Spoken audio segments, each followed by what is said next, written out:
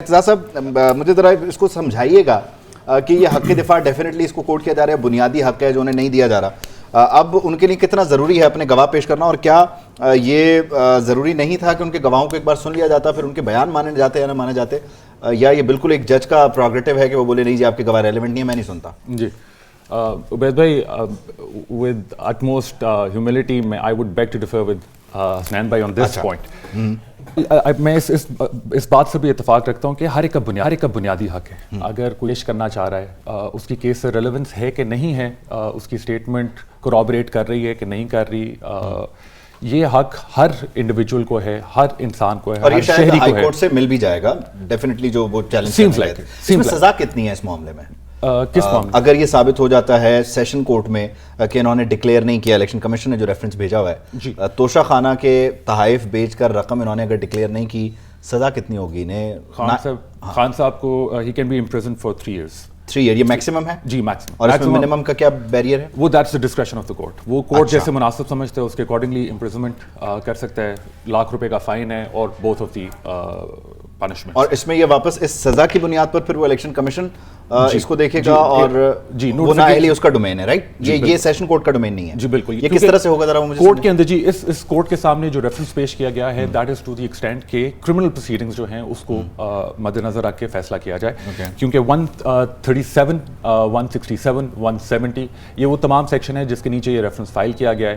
176 کے نیچے پاورز ہیں to impose fines and imprisonment. ٹھیک ہے. تو یہ جتنے بھی پروسیڈنگز ہو رہے ہیں دس از ٹو دی ایکسٹینٹ کہ جو کرمنل پروسیڈنگز جو کرمنل کویشچن آنسرز ہیں ان کو ایڈریس کیا جائے before stepping in to the fact کہ جی کیا ان کی نااہلی ہو سکتی ہے کہ نہیں.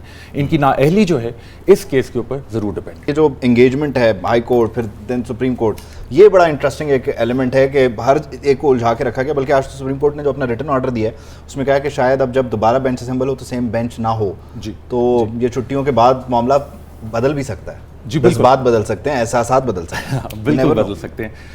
میں پہلی بات کو ذرا فردر کر لوں، اس کو کنکلوڈ کر لوں. یہ بات آپ کی بالکل ٹھیک ہے کہ بہت سی ملٹیپل پٹیشنز فائل کی گئی on every forum. I think وقت کا ضیاع ہے. سپریم کورٹ کے پاس اس وقت جانا تو بالکل وقت کا ضیاع ہے. Supreme Court has been very generous to Khan Sahab کہ انہوں نے کوئی آرڈر چیلنج نہیں کیا، کوئی ہائی کورٹ کا آرڈر نہیں تھا، وہ پھر اس کے باوجود بھی وہ سپریم کورٹ چلے گئے. And supreme court was kind enough کہ rather than dismissing the case انہوں نے اس کو پھر ان کو انٹرٹین کر لیا اور ان کو 1-2 دن کا موقع بھی اس میں دے دیا. بٹ ایک سٹیج اگر نیچے آئے، ہائی کورٹ کی اگر بات کریں تو ہائی کورٹ میں ملٹیپل پٹیشنس پینڈنگ ہے. مینٹینیبلٹی کے حساب سے پڑی ہے، ان کا جو رائٹ ٹو ڈیفینس ہے اس کے حساب سے پڑی، تو ملٹیپل پڑی. سو ابھی جس طرح آپ نے کہا کہ ان کے فیصلے بھی ابھی متوقع ہیں کہ کل تک اس کے فیصلے بھی آ جائیں گے. My problem or my question to the learned lawyer, my brother, is کہ جو میں جاننا چاہتا ہوں، جس طرح ہم نے شروع میں بات کی کہ ہر ایک کا بنیادی حق ہے، اگر یہی بنیادی حق ان کو نیچے مل گیا ہوتا لیٹس سے، صحیح ہے، whether it's right or wrong، اگر ان کو یہ بنیادی حق مل گیا ہوتا تو there would have been a less petition before the Islamabad High Court. So کیا اس کی ریلیونس ہے یا نہیں ہے؟ کیا جو گواہ ہیں وہ ٹھیک ہے یا نہیں ہے؟ ان کی اسٹیٹمنٹ ٹھیک ہوگی کہ نہیں ہوگی؟ میرا بڑی مؤدبانہ طریقے سے میں کہنا چاہوں گا کہ میرے اپنے اوپینین میں جج صاحب کے پاس ایز آف ٹوڈے ان کے پاس یہ پاور نہیں تھی. وہ ایک دفعہ اسٹیٹمنٹس لے لیتے اپنا، جب انہوں نے فائنل فیصلہ کرنا تھا، جب آرڈر انہوں نے پاس کرنا تھا